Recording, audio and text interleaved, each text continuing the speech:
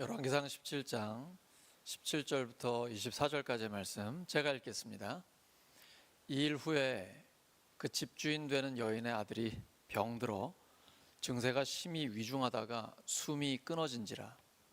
여인이 엘리야에게 이르되 하나님의 사람이여, 당신이 나와 더불어 무슨 상관이 있기로 내 죄를 생각나게 하고 또 내 아들을 죽게 하려고 내게 오셨나이까.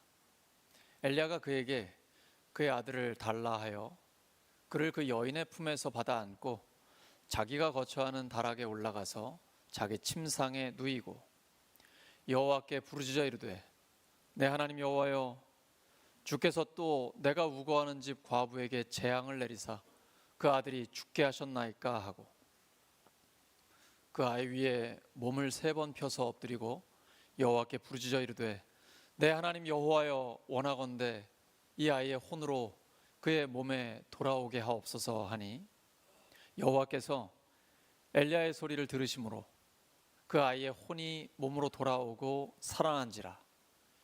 엘리야가 그 아이를 안고 다락에서 방으로 내려가서 그의 어머니에게 주며 이르되 보라, 내 아들이 살아났느니라. 여인이 엘리야에게 이르되 내가 이제야 당신은 하나님의 사람이시요 당신의 입에 있는 여호와의 말씀이 진실한 줄 아노라 하니라. 아멘. 가정에 부어지는 생명의 숨결, 가정에 부어지는 생명의 숨결이라는 제목으로 하나님 말씀 전하겠습니다. 사르밧 과부는 하나님의 말씀에 순종한 다음에 하나님의 기적을 경험했습니다. 통에 가루가 떨어지지 않고 기름이 마르지 않았어요.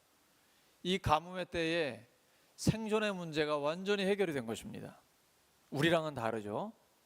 그때는 다들 굶어 죽을 상황이었는데 자기 자신도 한 끼 먹고 아들과 함께 죽으려고 했는데 말씀에 순종하자 이제 하나님께서 마르지 않는 복을 허락해 주신 거예요. 그러나 이 일 후에 자기의 생명보다 더 사랑하는 그 아들이 병들었습니다. 그리고 위중해지더니 결국 죽었습니다. 남편을 잃은 과부입니다. 오직 희망은 아들밖에 없습니다. 근데 이 아들이 병들어 죽었습니다. 정말 산 넘어 산이죠.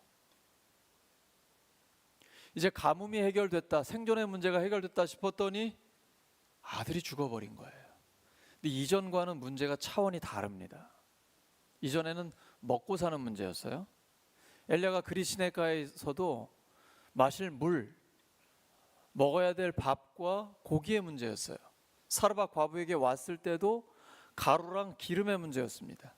근데 이건 차원이 달라요. 죽음의 문제. 죽으면 모든 게 끝납니다.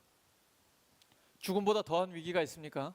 우리가 아무리 지지고 볶고 살아도 죽으면 끝나잖아요. 심지어 법에 고소를 해도요, 그 사람이 죽으면 더 이상 문제 삼을 수가 없어요. 왜냐하면 사람이 없잖아요. 저는 저희 아버지 어머니 두 분을 다 하늘나라로 보내드렸습니다. 근데 아버지 어머니가 아들이 목사잖아요. 주일까지는 끝까지 버티시더라고요. 두 분 다 월요일에 돌아가셨어요. 그래서 제가 주일 사역을 다 마치고 새벽에 그 시간에 월요일에 가가지고 임종을 다 지켰는데요. 그렇게 사랑하는 아버지 어머니, 저를 위해서 정말 생명 걸고 기도했던, 죄송해요, 제가 어머니 생각을 하면 항상 이렇게 슬퍼가지고.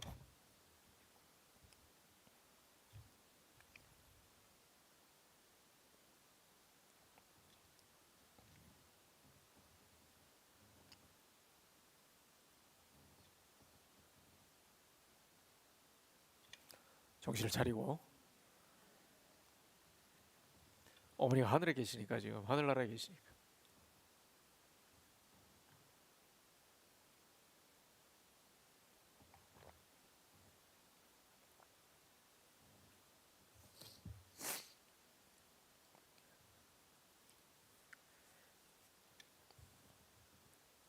근데 제가 아버지 어머니 이렇게 돌아가신 몸에 손을 대보니까 기도를 하는데 이제 머리에 손을 얹고 기도를 하는데 너무 차가운 거예요. 이제 이 세상 사람이 아니에요. 두 분 다 돌아가실 때 정말 잠자듯이 돌아가셨거든요. 그러니까 예수님을 믿는 사람은 죽음을 두려워할 필요가 없어요. 죽기 전에 좀 고통이 있잖아요. 저희 어머니도 아버지도 이제 암이셨는데 고통이 있기 때문에 그걸 항암 치료도 하시고 나중에 그 통증을 완화하기 위해서 다양한 방법으로 진통제를 하면서 계셨는데 결국은 평안하게 이렇게 주무시듯이 가셔요. 그리고 그렇게 예수님 믿고 평안하게 천국을 가시는 분요, 얼굴이 환해요. 밝아요. 그래서 예수님을 믿는 사람은 죽는 걸 아무 걱정을 하실 필요가 없어요. 이 땅에 사는 동안 하나님이 우리에게 맡기신 사명이 있기 때문에 그 사명을 최선을 다해 감당하면 돼요. 그리고 이제 끝났다, 올라와 라고 하시면 올라가서 영원한 안식에 들어가면 됩니다.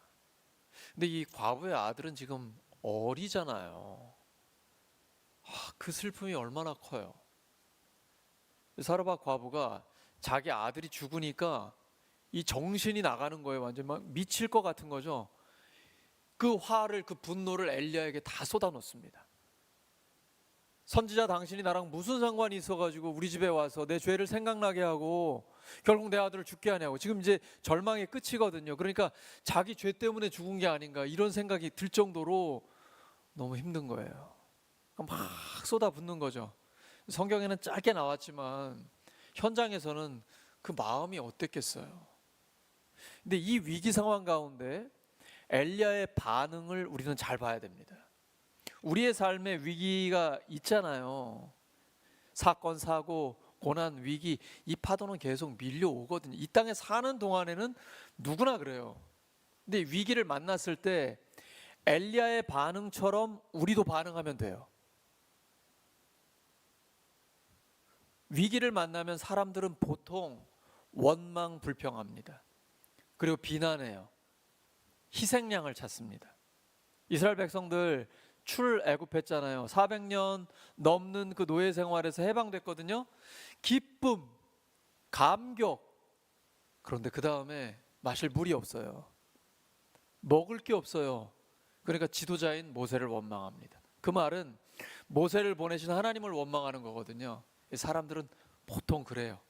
다 이해가 돼요. 근데 하나님의 사람 엘리야는 반응이 달랐어요. 자기를 비난하고 있는 과부에게 대꾸하지 않습니다. 조용해요. 예민하게 반응하지 않아요. 대신 아들을 달라고 해요. 죽은 아들을 왜 달라고 하는 거예요? 그 아들 데리고 자기가 혼자 있던 다락방에 올라갑니다. 사람들은 없지만 늘 하나님과 독대하는 곳이에요. 그곳에서 하나님께 부르짖기 위해서 데리고 가는 거예요. 근데 이 엘리야가 죽은 아들을 안고 했던 첫 번째 기도가 뭡니까? 여러분이라면 뭐라고 기도하시겠어요? 하나님, 이 장례 절차에 은혜를 충만하게 주세요. 유족들을 위로해 주세요. 이렇게 기도하지 않으시겠어요? 엘리야는 달랐어요. 하나님, 이 아이의 영혼을 돌아오게 해주세요. 이렇게 기도할 수 있는 사람 있어요? 제가 수많은 장례를 집례했지만 단 한 번도 이런 기도를 한 적이 없어요. 도대체 이런 영적인 배짱이 어디서 나온 거예요? 이건 훈련을 거쳐서 되는 겁니다. 하루아침에 되는 게 아닙니다. 시냇가에 있을 때, 그릿 시냇가에 있을 때 그 기근의 때에 하나님이 물을 마시게 하시고 아침 저녁으로 까마귀를 통해 떡과 고기를 보내주셨어요. 와, 환경을 초월하신 하나님을 경험했습니다. 그 다음에 사르밧으로 가라고 하셨는데 이건 더 심각해졌어요. 자기도 힘들지만 더 힘든 과부에게 가서 마지막 남은 한 끼를 달라고 해야 되는 이런 어려운 상황이에요. 근데 하나님 말씀대로 순종하니까 가루가 떨어지지 않고 기름이 마르지 않아요. 와, 여러분, 엘리야에게 이 경험은요 엄청난 힘이 되는 거예요. 격려가 되는 거예요. 와, 하나님은 말씀대로 순종하면 정말 놀랍게 역사하시는구나. 하나님께는 모든 게 가능하구나. 이 믿음이 생긴 거예요. 영권이 생긴 거예요. 그래서 지금 고통을 당하고 있는 과부에게 그 아들을 나에게 달라라고 얘기합니다. 그리고 그 아들을 품고 하나님께 올라가는 거예요. 고통을 회피하지 않습니다. 위기를 피해가려고 하지 않아요. 기도로 정면 돌파하는 것입니다. 기도는 불가능한 일을 하나님께 여쭤보는 거예요. 하나님께 간구하는 거예요. 상식선에서 우리가 인간적으로 다 할 수 있는 일을 왜 기도해요? 그냥 우리가 하면 되죠. 기도는 우리가 할 수 없는 일을 하나님께 의탁드리는 거예요. 하나님께는 모든 것이 가능하기 때문입니다. 기도란 불가능의 벽을 뚫는 거예요. 뚫릴 때까지 기도하는 거예요. 하나님께는 가능해요. 하나님이 끝났다고 하실 때까지는 끝난 게 아닙니다. 절대로 포기하면 안 돼요. 하나님이 지금 역사하고 계신데 내가 먼저 포기해버리면 안 됩니다. 그건 믿음이 없는 거예요. 하나님이 끝났다고 하실 때가 있어요. 그때는 우리도 내려놓으면 돼요. 하지만 그 전까지는 기도하면서 끊임없이 정면 돌파해야 됩니다. 인간적인 방법을 쓰거나 세상적인 방법을 쓰면 안 돼요. 우리는 문제를 끌어안고 하나님께 올라가야 됩니다. 사람과는 싸우지 마십시오. 답이 없습니다. 왜냐하면 사람은 해결할 수 없는 일이에요. 사람 앞에서는 조용하시고 하나님 앞에서는 울부짖는 거예요. 예레미야 33장 3절이죠. 너는 내게 부르짖으라. 내가 내게 응답하겠고 내가 알지 못하는 크고 은밀한 일을 너에게 보이리라. 주 앞에 하나님의 뜻을 붙들고 하나님을 신뢰하며 간구하면 하나님께서 응답하십니다. 이때 믿음이 필요한 거예요. 믿음이란 주님 앞에 모든 문제를 맡기는 것입니다. 그러므로 나만의 다락이 있어야 돼요. 하나님과 나만 만나는 그곳이 있어야 돼요. 그것이 예배의 자리일 수도 있고 나만의 골방일 수도 있고 가장 먼저 출근한 사무실일 수도 있어요. 학교 교실일 수도 있겠죠. 바로 그곳에서 하나님과 독대하는 것입니다. 나의 삶을 주님 앞에 다 맡겨드리는 거예요. 하나님 책임지십니다. 하나님께는 모든 것이 가능합니다. 결국 하나님이 엘리야의 기도를 들으셨습니다. 이게 중요하죠. 우리는 부르짖고 하나님은 우리의 기도를 들으십니다. 하나님이 들으시면 응답된 겁니다.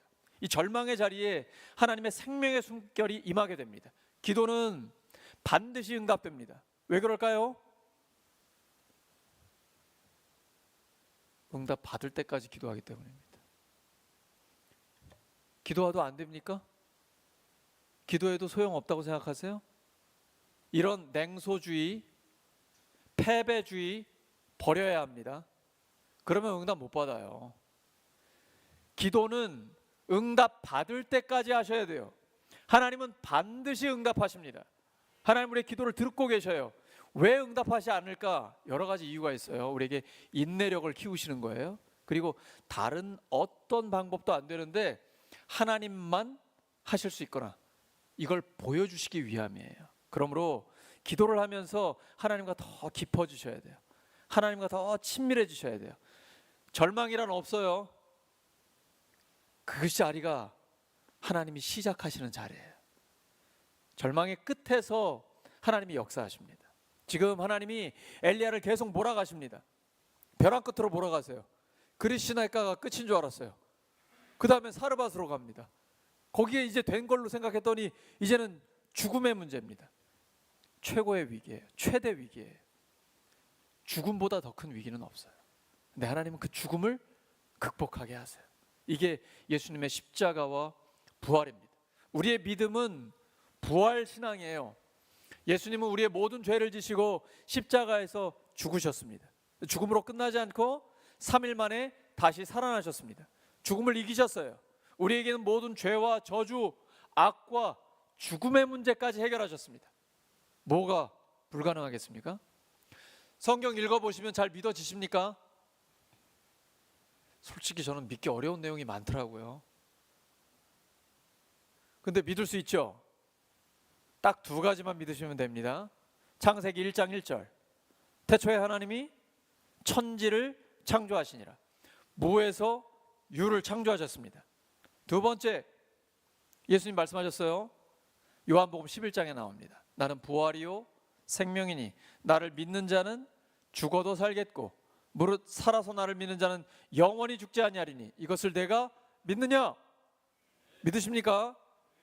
하나님의 창조, 예수님의 부활 두 가지만 믿으면 못 믿을 게 아무것도 없습니다. 하나님 전능하신데요. 예수님 물 위로 걷는 게 뭐가 안 되겠어요?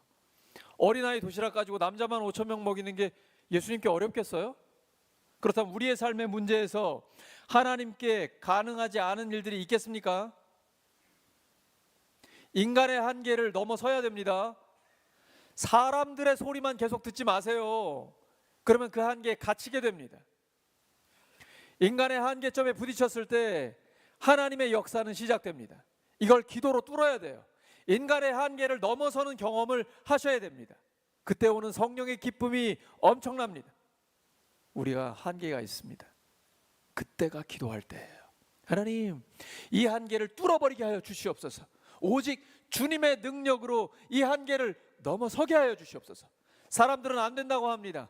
상황도 어렵습니다. 하지만 하나님께는 모든 것이 가능합니다. 믿는 자에게 능치 못할 일이 있겠느냐?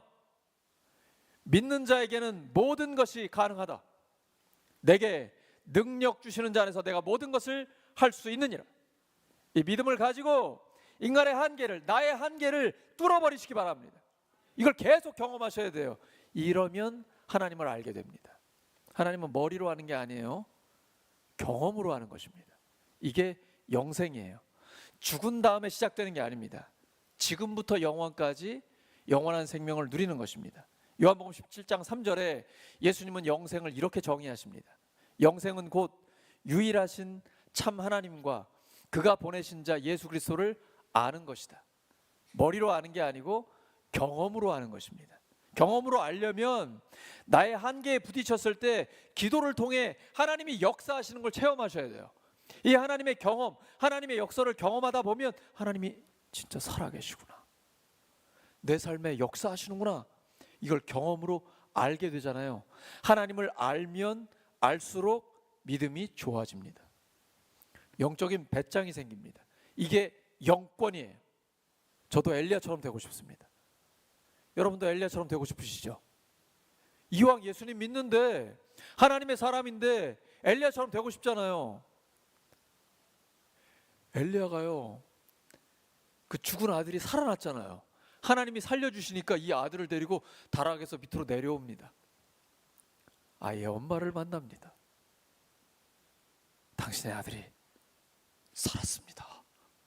여러분, 죽은 아들을 받았을 때하고 살아있는 아들을 주었을 때하고 이게 완전히 느낌이 다르잖아요. 엘리야의 그 기쁨 충만하죠. 야, 하나님을 너무 깊이 경험하는 거예요. 우리의 삶에서 날마다 계속해서 하나님을 경험하시기 바랍니다. 그것이 영원한 생명이에요. 그러면 믿음이 생기면서 영권과 영적인 담력이 생깁니다. 사람들은 고통 중에 있습니다. 힘들어해요. 그러면 우린 보통 그냥 위로하잖아요. 인간이 할 수 있는 일이 그거잖아요. 말로, 물질로, 마음으로 위로하는 거죠. 제가 가르쳤던 아이가 중학교 올라가자마자 바로 암으로 하늘나라에 갔어요. 장례식에 갔는데 그 부모에게 위로해 줄 말이 하나도 없어요. 그냥 같이 울었어요.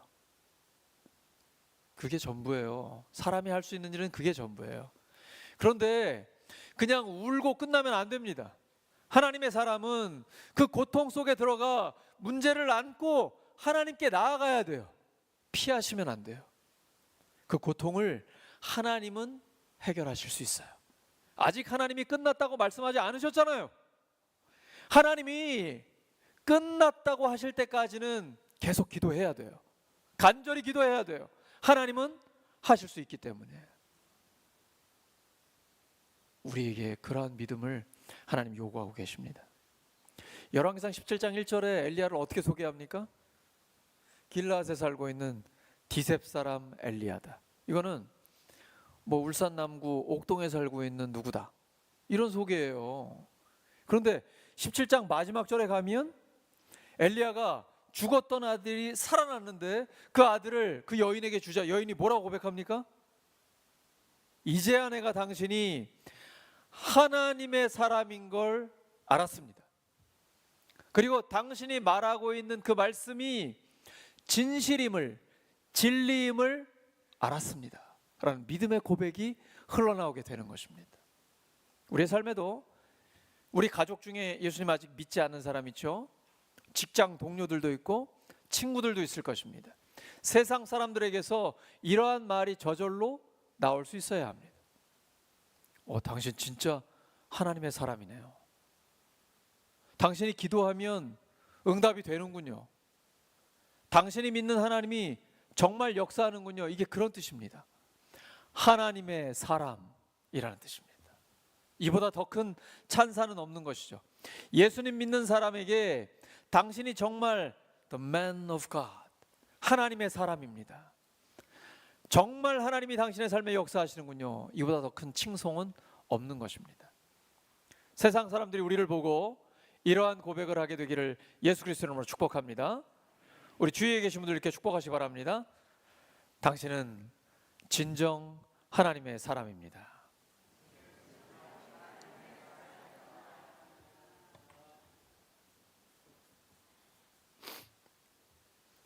우리끼리 이렇게 부르는 것을 넘어 이제 믿지 않는 사람들이 우리에게 이렇게 고백할 날이 오기를 예수 그리스도의 이름으로 축복합니다. 엘리야는 과부가 처한 고통 한가운데로 들어갔습니다. 그리고 이 위기를 정면 돌파했습니다. 그 절망의 중심에서 하나님의 역사가 다시 시작됐습니다. 그 하나님의 역사는 기도를 통해 시작됩니다. 기도는 내가 할 수 없는 것을 구하는 것입니다. 오직 십자가에 달리신 예수님을 바라보는 것입니다. 한계에 부딪힐 때마다 믿음의 주요 온전케 하시는 이인 예수님을 바라보시기 바랍니다. 우리만 한계에 부딪히는 게 아니에요. 병원도 안 되고 세상에서 어떤 방법도 안 되고 이건 돈을 써도 안 되고 사람도 안 되고 모든 사람이 불가능하다고 할 때가 하나님의 때입니다. 예수님도 참 사람이셨기 때문에 그런 인간적인 한계에 부딪혔습니다. 이 말씀을 보시면 큰 위로를 받게 될 것입니다. 마가복음 14장 33절과 34절입니다. 베드로와 야고보와 요한을 데리고 가실새 심히 놀라시며 슬퍼하사. 누가요? 예수님이. 세상에 예수님이 심히 놀라시며 슬퍼하셨습니다. 그리고 이렇게 말씀하세요.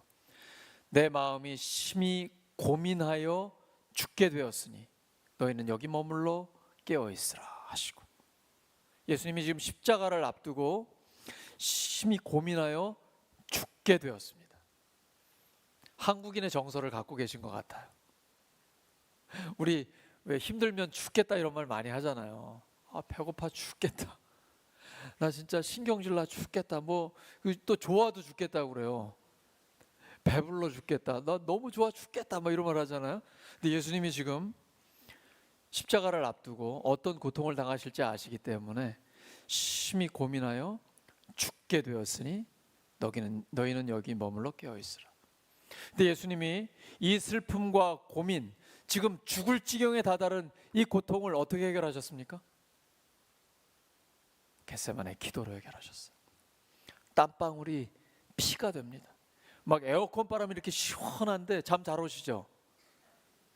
근데 이 에어컨 바람 속에 막 땀방울이 피가 될 정도로 기도하시는 분이 예수님이에요. 그리고 기도로 먼저 승리하셨어요. 신앙생활은 모든 문제를 기도로 해결하는 거예요. 그러니까 어려움을 당하면 입을 다물어야 돼요. 말을 하면 안 돼요. 입을 먼저 열면 원망, 불평, 비난을 하고 누군가 사람 희생양을 찾으려고 해요. 이거 문제 해결 안 됩니다. 문제가 생기면 입을 다물고 기도해야 돼요. 모든 문제를 기도로 해결할 수 있어요. 하나님께는 모든 것이 가능합니다. 지금 엘리야는 위기 상황 가운데 사람과 싸우지 않았습니다. 과부가 비난을 하지만 침묵했어요. 그리고 오직 기도했습니다. 그러니까 하나님이 해결하십니다. 엘리야는 위기 상황 가운데 사람에게 주목하지 않았습니다. 과부를 본 것도 아니고 죽은 아들을 본 것도 아니에요. 오직 하나님께만 주목했습니다. 위기를 극복할 수 있는 비결이 있습니다. 뭘까요? 오직 하나님만 주목하는 것입니다. 믿음의 주요 온전케 하신 이인 예수님만 바라보는 것입니다. 예수님은 그 한계 상황을 기도로 뚫으셨습니다. 결국 십자가에서 죽기까지 순종하셨고 부활로 죽음을 이기셨습니다. 영원한 승리, 완전한 승리를 이루셨습니다. 위기에서 벗어나려면 시선 처리를 잘 하셔야 돼요. 그 성도님들이 가끔 저를 보고 놀라실 때가 있어요. 목사님, 제가 주일에 예배 안 나온 거 어떻게 알았어요? 저는 한 명 한 명 다 보거든요. 근데 위기 상황 딱 닥치잖아요. 시선을 처리하는 게 중요합니다. 사람을 보고 세상을 보면 세상 사람들과 다를 게 없어요. 세상 사람들이 보는 걸 똑같이 보기 때문이에요. 근데 위기 상황 가운데 하나님만 바라보면, 내 시선을 하나님께 고정하면 하나님이 문제를 풀어내십니다. 그래서 예배가 중요한 거예요. 우리 세상에서 흐트러져 있잖아요. 자꾸 세상을 보게 되고 세상 사람들의 소리를 듣게 되잖아요. 근데 예배에 오면 오직 하나님께만 주목하게 됩니다. 하나님의 영광만 바라보게 됩니다. 그리고 하나님의 음성을 듣게 됩니다. 이러면 다시 우리의 시선이 하나님께 모입니다. 딱 주목하게 돼요. 그러면 아무리 어려웠던 문제들도 하나님이 풀어나가기 시작. 오늘 찬양한 것처럼 마치 안개가 이렇게 거치는 것처럼 하나님이 풀어주세요. 그리고 하나님의 빛이 우리의 삶에 확 비치기 시작합니다. 교회가 매일 예배를 드리고 기도회를 하는 이유가 여기에 있어요. 그래서 적극적으로 예배와 기도회에 참석하셔야 돼요. 그러면 영이 살아납니다. 영이 살아난다는 건 우리의 정신과 정서, 육체, 우리의 삶 전체가 살아난다는 거예요. 예배와 기도에 적극적으로 참여하시기 바랍니다. 그러면 하나님께서 살리시는 역사가 우리의 삶에도 일어납니다. 하나님의 사람은 고통을 피하지 않고 정면 돌파해야 됩니다. 피한다고 해결되지 않습니다. 더 힘든 게 올 수 있어요. 그러니까 하나님께서 위기를 만나게 하실 때는 하나님이 허락하신 거거든요. 기도로 그 위기를 돌파하라는 하나님의 뜻이 담겨 있는 거예요. 사람이 감당할 시험 밖에는 우리에게 당한 게 없어요. 피할 길을 내십니다. 기도하면 하나님이 피할 길을 내주십니다. 이렇게 하나님의 역사를 경험하니까 과부가 고백해요. 아, 정말 당신은 하나님의 사람입니다. 그리고 당신을 통해 선포된 하나님의 말씀이 진실이라는 것을 깨닫게 됐습니다. 하나님의 신실하심을 드러나게 됩니다. 신앙생활은 위기 관리 능력이 중요합니다. 그러니까 믿음이 좋아지면 좋아질수록 어떤 위기가 와도 흔들리지 않습니다. 침착해요. 조용하게 하나님께 가져나갑니다. 그리고 하나님 앞에 다 쏟아내요. 그럼 하나님이 해결해 주시거든요. 이걸 자꾸 경험하셔야 돼요. 영권은 하루아침에 생기는 게 아니에요. 하나님을 경험하는 삶이 쌓이고 쌓여야 됩니다. 하나님의 은혜가 축적이 돼야 돼요. 그러면 영권이 점점 더 강해집니다. 영적인 권위가 세져요. 그러면 세상의 어떤 힘에도 밀리지 않습니다. 돈, 사람, 권력, 그 어떤 것에도 밀리지 않습니다. 믿음의 거함이 돼서 영적인 권위를 가지고 밀고 나아가는 것입니다. 영권이 생기는 거예요. 그걸 위해서 하나님은 우리를 계속 훈련시키십니다. 한계 상황으로 몰아가세요. 그리고 믿음과 기도로 뚫게 해주세요.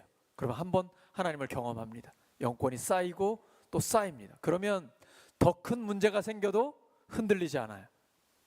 세상의 모든 풍파가 와도 하나님이 우리에게 주신 복을 세어보는 거예요. 계속 이게 쌓이는 거예요. 영권이 되는 거예요. 그러면서 하나님 앞에 능력 있게 쓰임 받아요. 지금 하나님이 엘리야를 준비시키고 계십니다. 왜요? 지금 나라가 위기 상황 가운데 있거든요.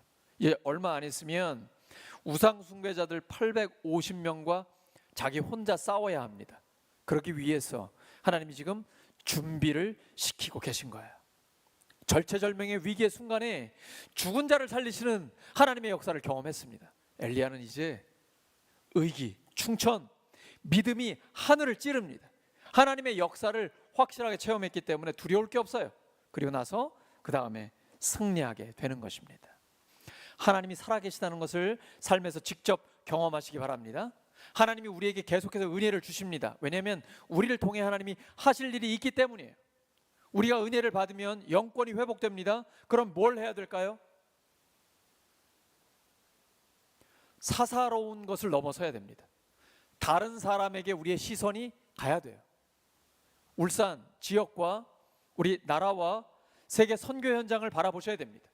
하나님 우리에게 약속하셨어요. 오직 성령이 너에게 임하시면 너희가 권능을 받고 예루살렘과 온 유대와 사마리아와 땅끝까지 이르러 내 증인이 되리라. 우리에게 적용합니다. 우리에게 성령의 권능이 임하면 울산에서 땅끝까지 우리는 예수 그리스도의 증인이 되는 것입니다.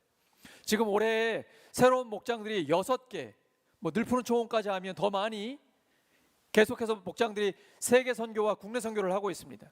더 많은 목장들이, 더 많은 성도들이 선교에 힘쓰시기를 바랍니다. 이것은 하나님의 약속이에요. 오직 성령이 너에게 임하시면 너희가 권능을 받고 울산에서 땅끝까지 예수님의 증인이 된다고 말씀해 주셨습니다. 하나님이 이루어 주실 것입니다. 우리 안에 있는 모든 어두움들을 하나님의 빛으로 없애 주실 것입니다. 그리고 하나님의 사람이라는 최고의 찬사를 받게 하실 것입니다. 하나님께 영광 돌리는 삶이 되는 것이죠.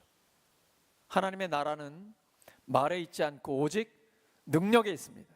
말만 잘하는 종이 호랑이가 아니라 하나님의 능력이 나타나는 하나님의 사람이 되시기 바랍니다.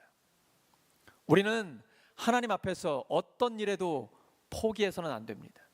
기도로 한계를 넘어서야 합니다. 기도로 정면 돌파해서 하나님과만 대면해야 합니다. 그때 하나님의 역사가 나타납니다. 그러면 세상 사람들이 우리를 하나님의 사람으로 인정하게 됩니다. 영권이 회복되는 것입니다. 사랑하는 우리 울산교회 성도 여러분, 우리의 개인과 가정에도 하나님의 생명의 숨결이 간절히 필요합니다. 생명의 숨결은 절망의 자리에 찾아옵니다. 기도할 때 임합니다. 그리고 하나님의 신실하심을 드러냅니다. 우리 개인과 가정에 하나님의 생명의 바람, 성령의 바람이 불어오기를 예수 그리스도의 이름으로 축원합니다. 말씀 붙들고 함께 기도합니다. 하나님 아버지 감사합니다. 우리 개인과 가정에게 성령의 큰 바람을 불어 주시옵소서. 성령께서 불같이 역사해 주시옵소서. 성령의 능력으로 임하여 주시옵소서. 생명의 숨결이 절망의 자리에 놀랍게 불어오게 하여 주시옵소서. 우리가 강구할 때 하나님 역사해 주시옵소서. 하나님의 신실하심을 드러내 주시옵소서. 주님, 모든 개인에게 각 가정마다 치유와 회복의 역사를 일으켜 주시옵소서. 하나님, 하나님의 놀라운 일들을 이루어 주시기를 원합니다. 주님 도와주시옵소서. 주 앞에 시선을 고정합니다. 오직 성령의 역사를 나타내 주시옵소서. 하나님 영광 받아 주시옵소서. 이 시간 기도할 때에 하나님의 응답을 받게 하여 주시옵소서. 성령의 우리를 인도하여 주시옵소서. 오 주님 역사해 주시옵소서. 하나님 감사합니다. 주님 감사합니다. 능력 가운데 붙으시기를 원합니다. 주 감사합니다. 감사드리며 예수님의 이름으로 기도드립니다. 우리 다음